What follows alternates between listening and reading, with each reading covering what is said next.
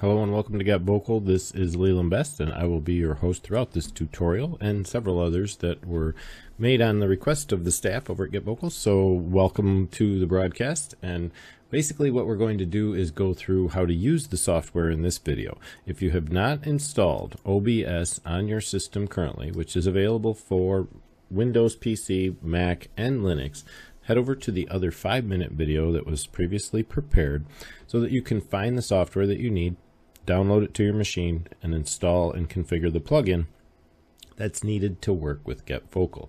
Once you do that, come back and you can take care of this video as well. So make sure you install the OBS software first, watch the installation tutorial on the GetVokl resource page. For all those others that are ready to go, let's move on. Basically, what we're going to do is a brief overview of the OBS software. This will be a walkthrough of how to use it in a basic sense, get your camera installed, get some image overlays in there, and use the virtual camera component on GetVokl. So let's get started. We're going to head over to the actual menu on Windows. We're going to locate the software we installed from the previous 5-minute video. This is what OBS is going to look like when you first open it up. Now, this software is open source. It's used by millions of gamers in the gaming industry, along with other professional broadcasters that use this on a regular basis. So just because it's open source doesn't mean it's any less professional than the rest of the software that you might pay money for. Let's dig into some of the features that are here. Now, for the contrast purpose here in video, I'm going to switch in the settings over to a darker palette so that you can see in contrast a little better on the video screen. The text will read much better this way. So there are several things that we need to cover, but we're going to do this rather quickly, so just stick with me. There are two modes to OBS, and that is in a single camera video mode, or we can switch to studio mode, which allows us the preview and output panes so that you can prep your content here and send it out to the internet on this window using transitions such as cuts or fades or swipes or slides. Those are set up in one of the 5 categories down here. We have scenes, sources, audio mixer, scene transitions, and the controls menu. Up at the top, we'll have 6 or 7 menu categories, including the help, let's say. So we have file, edit, view, profile, scene collection, tools, and help. In the previous video, we went over the tools section to the virtual cam component. This is set to auto start and should be from that video, and it is currently in start, which means it's operational and running. This was where we left off in the last video. We're going to come back to that in just a minute because there's a feature to that will become relevant once we get started. If we were to actually be streaming to another site, like we do from GetVokl to Facebook and YouTube or Periscope, we would use this streaming function, but that's not what we're using OBS for with GetVokl. We could record everything we do through OBS if we prefer to have an in-house recording made of the content we're generating on our end. The settings menu here is the same as the settings menu up here in the file pull down. Some of the other configurations that you can do are readily available in these menu pull downs, but not something we're going to be covering today. However, under those settings, what we do want to do is head over to the video section, and I wanted you to see that it says here a slight warning that mentions video output is currently active. Please turn off any outputs to change the video settings. So we can't change any of this until we do that. But we don't have a video on, or so we think. It's that virtual cam component that's actually an active video component. So we need to stop that active component before we proceed. We won't be able to change any of the video settings within OBS until we do so. So now we can come over here and we see that all this is highlighted. I have this defaulted for a 1920 by 1080p or full high def format because that's what I'm creating this video in. However, when we're streaming to GetVokl, the max definition that's currently available is only 1280x720. So it's best that we set OBS to match those configurations. This way, there's no transcoding that has to be done between softwares when we broadcast our information out to GetVokl. Everything else is basically default. So let's apply that. Close that window. And now, as you can see, the audio is already bouncing here from my microphone. This is dependent upon various systems. Every system is different, so we're not going to delve into all of the audio aspects. However, one thing that we can consider is a desktop audio, and we'll get to that shortly as to how to show that. If we don't get it in this video, it's going to be in the video that follows. Each of these videos we're trying to keep to around 20-30 minutes in length, so let's get moving. Scenes are what are used to represent different display modes. Sources are the components you bring in to make those displays. So the first thing we want to do is add a webcam. But as you see right away, there's all kinds of things we could add as a source. We could add an audio input or output capture, a browser component, a color source, a display capture, which would be your desktop screen sharing, a game capture if you're into playing games, which millions of people use OBS to do just that, image files, image slideshows, media sources such as outsourced video coming into your system, scenes from your own OBS, text layers, VLC video sources, which is a VLAN video player that can be downloaded as another open source software to be able to play videos through OBS. Video capture device, this is the webcam component. Window capture, which would be inside a window within your desktop that's currently running, or a group of various components that you put together. The only thing that's depreciated is the text of a previous format now that has been replaced with text GDI. Let's go ahead and connect the camera, a mic, or maybe a mixer to this setup so that we can get video and sound rolling out of OBS. Okay, so let's add a webcam. And you're going to see my smiling face here in just a bit. I usually just label them for what they are. I'm using a Logitech C920, so I'm going to name this source C920. And it's going to pop up, the camera's going to fire, and here I am on camera. Now, what you can see right away is that the camera is defaulting to a square mode of video here. Now, I've run into this issue with the C920 in several different occasions, and I haven't really cracked the code on this yet. Sometimes it works perfectly fine. Other times it tends to be glitchy depending on driver sets that you've installed on your system. We don't need to do much here unless you see that your video is in an odd format like mine is right now. It's in a 4:3 in a 16:9 environment, which is a ratio of width to height. So in my case, I'm actually more of a square image than the widescreen image you see below. So that's something you have here.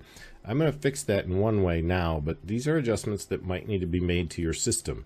I can't answer for every possible configuration that might come about due to various cameras and software settings that might affect this video. So what I tend to do is I come over and I transform that video to actually fit the screen. So now I'm fit into the screen, which is supposedly a 1280-720 screen format. Let's go double check where we're at. So if we go to video, we see that we're coming out at 1280-720. Now keep in mind I'm producing this video at 1920-1080, so there could be some issues just with the scaling of the windows that come about while I'm trying to produce this. So from here we see the pillars is what they're called on the right and left side. Sometimes those pillars show up at the top and bottom depending on which way your scaling is configured. That's called a basically window box effect. But what's happening is it's cutting out any video from those sections, and it kind of leaves you wanting the screen filled with video, and that's normally the way the production would work. So whatever you need to do to tweak this so that you can get that video to fit just right within this frame, if you can't seem to figure out how to do that, maybe just move this over up into the corner and drag this out enough so that you're filling the box with the video without the black bars, and you can see the remaining frame that's left behind. So you could do it this way as well. This is just another way to make that happen. Now my camera controls and video settings here from my actual software drivers is available to me through the configure video button. You can set these to the defaults or change your brightness, color, zoom or focus features on here, like turning off your auto zoom, such as is usually necessary when you're doing a broadcast. Otherwise your face is always blurring in and out, because if you move too much your camera will refocus. So I usually turn that off. And a good way to do that is to get up to your camera, turn it on, smile, wait for it to focus, and then turn it off. Okay, that's what I do anyway. From there, we can go ahead and say, all right, we have a camera. Now we're one person on display. So now that we're at least getting to this point, how much more stuff do we want to add?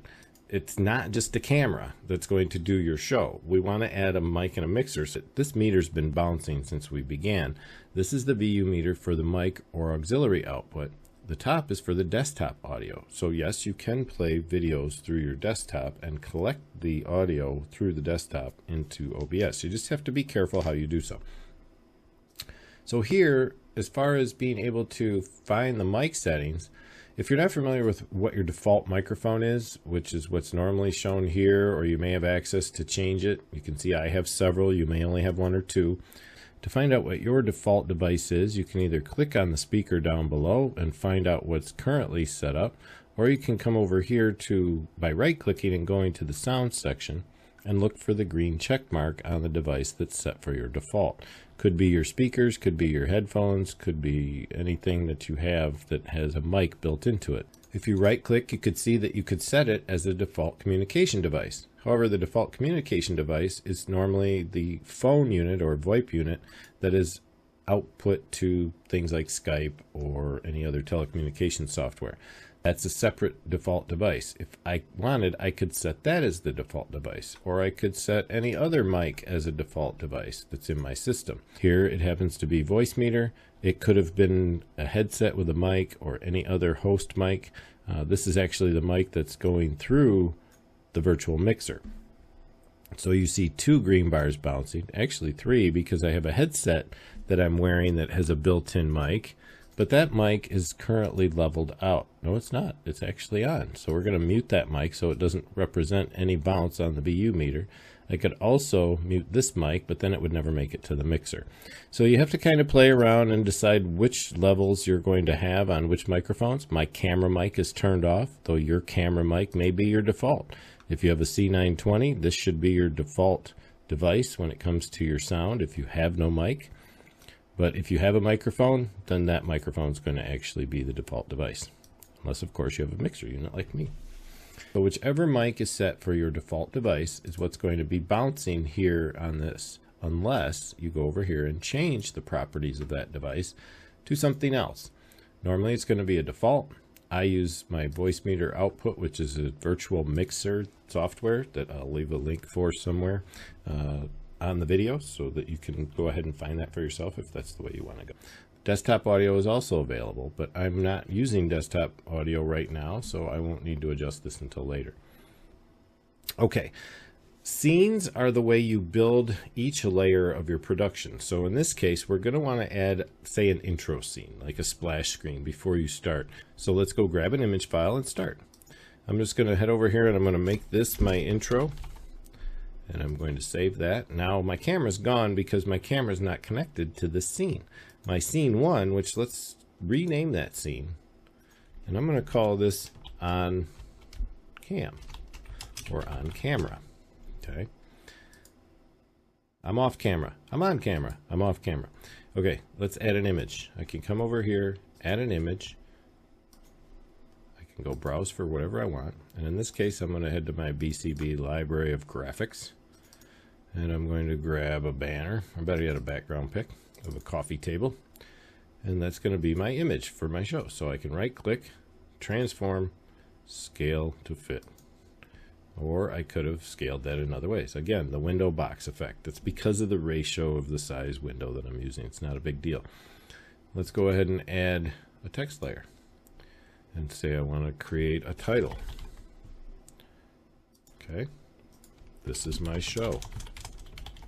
Then you might want to capitalize all that stuff and make it fancy colors and fancy fonts, but for the most part, all I want is to demonstrate. So here's my this is my show title. And I could have put my episode and date and time and all that, but you can see how I can scale this or flip it around or do anything I want with it.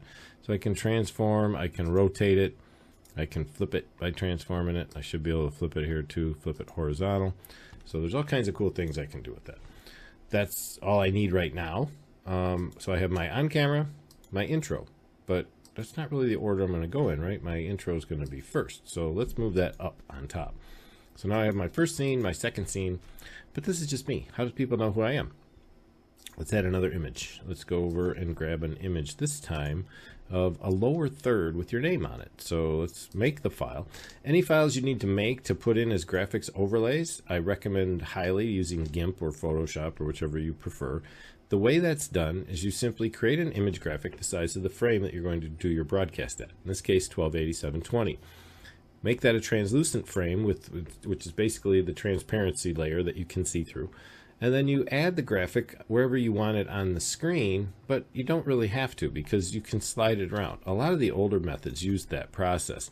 This is a blank generic type of lower third. If I wanted to grab one that's already filled in, I can do that as well. And once I apply it to the screen, what it's going to do is it's going to create another window here outside of my, now you can see here it shows the entire frame. So it was a 1280x720 piece of graphic. But all I really needed was this, the bar, because if now I try to scale this down, watch what happens. I scale down the banner as well, but maybe I can make it fit if I do it just right. Let's just snap it, transform it, and fit it to the screen. Well, look at that, it fits. So now I have my lower third. Now, this is a little big for the display that we're working with right now, so I would probably say let's shrink that down a little bit. And now when we do our broadcast, this is how it would go. Music. If you want to add some music, you could go ahead and do an audio input capture. Let's grab say a voice meter output. If this is in fact how you're doing it, maybe you have something going in the background like this.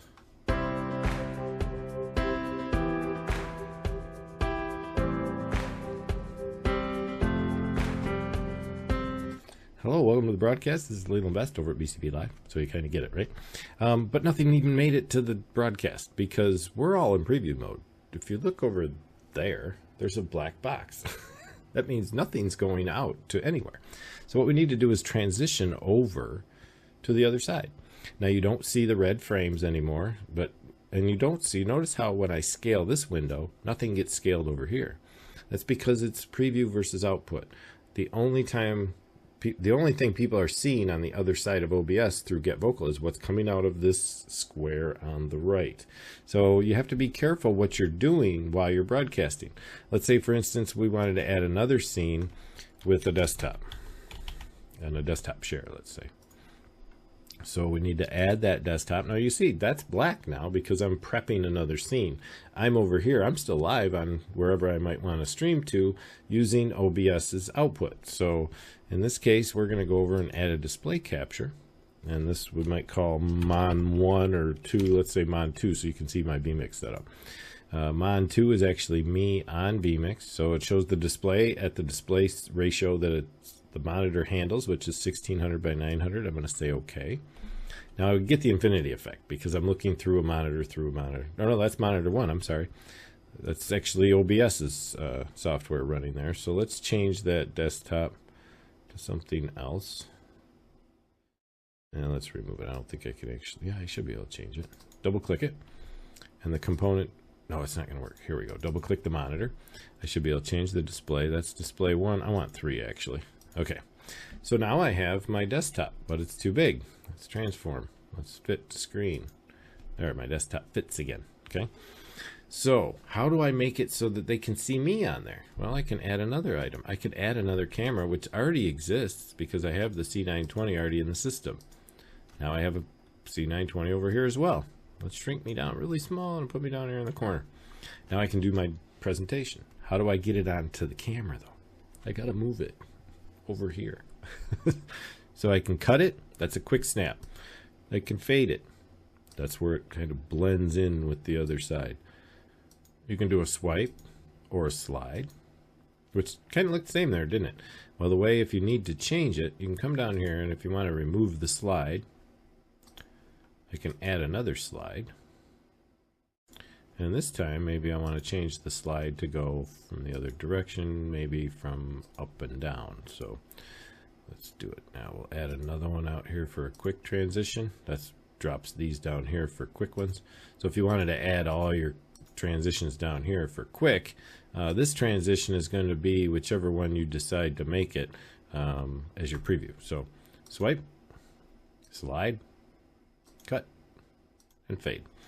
All right, that's the gist of it. There are other softwares that have many other transition options available to them, like curtains and confettis and trickles and barn doors and all that kind of stuff. It's all dependent on the software. The basics of what you see me doing here are pretty much the same across all software packages. This software's probably been actually around longer than most, but you'll find the configurations are much different in a lot of cases. Looking at vMix, very much the same thing. It's all the same: video components, audio components, desktop components, image components, overlay components, motion overlay components, a preview panel, and an output panel. So you can see I just simply bounced over to another view there while I was poking around. I'm recording on vMix to produce this content. I could do the same thing over here on OBS if I wanted to produce the content on OBS, but I would miss out on all those other things that I'm doing in my vMix broadcast, which are like adding the cam and the mic screen that I have on the recording that you'll see later. All right, from there, we've got our cam, we've got our mic, and we've got our desktop share, right? So what do we do with all that stuff now that we have it? Let's see. We've gone through scenes, we've gone through sources, and we've gone through transitions. So if you go across the bottom of the screen once again to familiarize yourself with what we can do here, we have scene 1, the intro, scene 2, on camera with the lower third, scene 3, the desktop share, scene 4, what would scene 4 be? Maybe the outro? Maybe that's your call to action, your CTA. So maybe we want to just add a component here where it's an image display of something we're selling. So maybe we want to sell a product or a package or a service. Well, then maybe we need to really see what it is we want to put up there. So in this case, let's just say I have a really cool, well, here's the OBS logo. Let's find something. I suppose that's good. This is actually a software component I used to sell.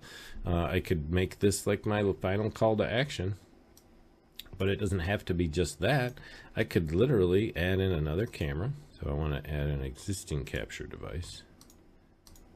That other one's got to go. That shouldn't even be there. This one needs to go. Okay.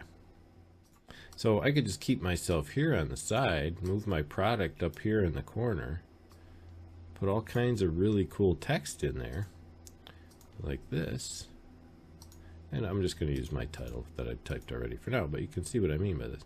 Now I could tell people that this is my product. Okay, you get the idea. This is just basic stuff. I'm letting you see that I can quickly create an entire environment, and I could even bring in another caller if I wanted to. If I was up to building another frame with a component for an ingest out of, say, an appear-in site where I could get someone on video or a Skype call, something like that, and share that desktop in here. I could get the audio from the desktop. If I'm careful enough on the mix that I don't cross over audio feeds, then I can make it work.